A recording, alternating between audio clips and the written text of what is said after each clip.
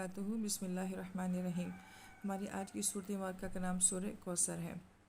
آغاز کرتے ہیں اعوذ باللہ من الشیطان الرجیم، بسم اللہ الرحمن الرحیم۔ پہلی آیت مبارکہ ہے انا، حمزہ کی آواز کو صاف اور واضح پڑھا جائے گا، نون کے اوپر غنہ کیا جائے گا، پھر یہاں پہ مد منفصل ہو رہی ہے۔ الف مدہ ایک لفظ میں ہے، حمزہ دوسرے لفظ میں ہے، اس کو کھینچا جائے گا۔ انا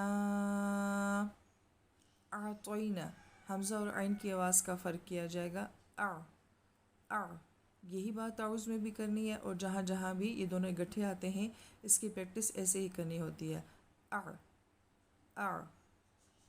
طینا، طا حروف مستعلیہ میں سے ہے، اس کو موٹا پڑھا جائے گا۔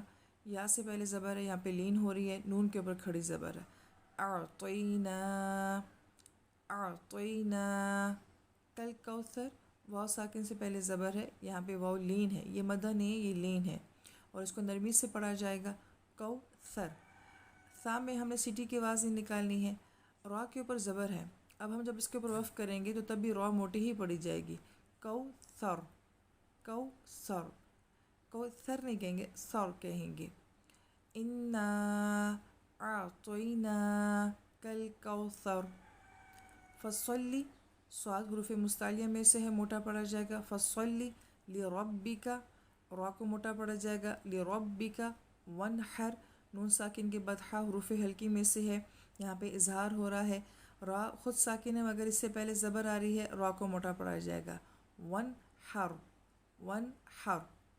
ان، یہاں پہ غنہ کیا جائے گا۔